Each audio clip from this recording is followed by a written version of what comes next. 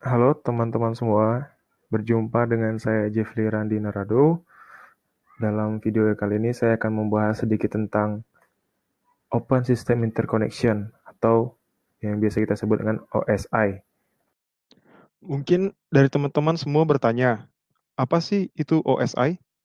Apa sajakah bagian-bagian yang ada pada OSI? Atau apa sajakah fungsi-fungsi yang terdapat pada OSI tersebut? Oke, untuk mengetahui apa sih itu OSI, apakah fungsinya dan segala macamnya, mari kita bahas secara bersama-sama pada video kali ini.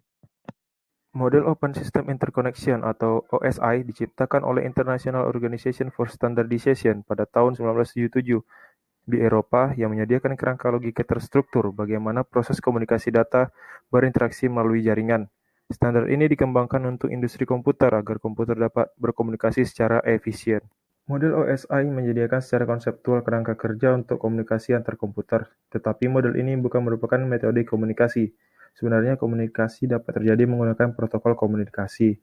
Di dalam konteks jaringan data, sebuah protokol adalah suatu aturan formal dan kesepakatan yang menentukan bagaimana komputer bertukar informasi melalui sebuah media jaringan. Protokol LAN atau Local Area Network beroperasi pada lapisan fisik dan data link dari model OSI serta mendefinisikan komunikasi dari macam-macam media LAN. Sementara protokol WAN atau Wide Area Network beroperasi pada ketiga lapisan terbawah dari model OSI dan mendefinisikan dari macam-macam Wide Area Network. Akhirnya, protokol jaringan terdiri dari berbagai protokol dari lapisan teratas yang ada dalam sederetan protokol.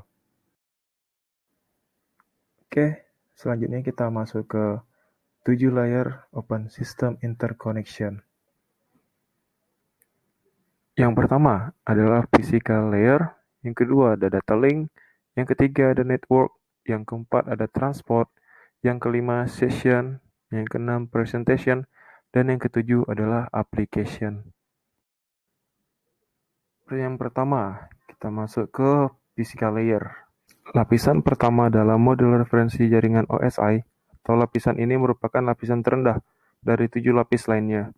Lapisan ini mendefinisikan antarmuka dan mekanisme untuk meletakkan bit-bit data di atas media jaringan seperti kabel, radio, atau cahaya. Selain itu, lapisan ini juga mendefinisikan tegangan listrik, arus listrik, modulasi, sinkronisasi antar bit, pengaktifan koneksi dan pemutusannya, dan beberapa karakteristik kelistrikan untuk media transmisi, seperti halnya kabel UTP atau STP, kabel koaksial, atau kabel fiber optik.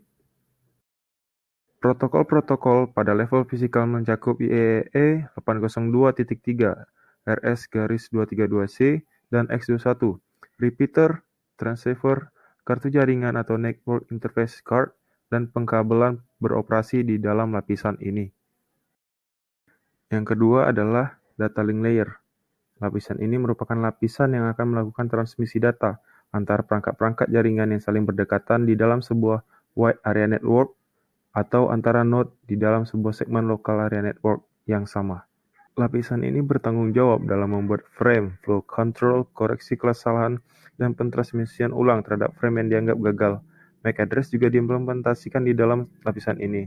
Selain itu, beberapa perangkat seperti network interface card, switch layer 2, serta bridge jaringan juga beroperasi di network layer yang mendefinisikan akhir pengiriman paket data di mana komputer mengidentifikasi logical address seperti IP address dan meneruskan untuk siapa pengiriman paket data.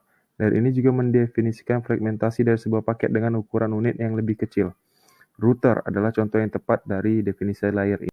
Lapisan ini menyediakan teknologi switching dan routing, membuat jalur logis untuk transmisi data dari node ke node. Routing dan forwarding adalah fungsi dari lapisan ini, serta pengalamatan, internet error handling, controlling congestion, dan sekuensi paket. Itu kita masuk ke fungsi-fungsi network layer, yaitu yang pertama memahami proses data berjalan dari suatu jaringan ke jaringan lainnya. Fungsi dari utama network ini adalah referensi model OSI untuk enable message untuk melewati antar jaringan lokal yang terhubung, yang biasanya lebih banyak jaringan lewat link wide area network. Selanjutnya, subnetik jaringan, itu sebuah address jaringan dapat mengidentifikasi suatu jaringan di bawah satu administrasi. Secara internal, jaringan itu sendiri dapat dibagi ke dalam beberapa jaringan, di mana masing-masing mempunyai address jaringannya sendiri. Hal ini disebut dengan subnetting.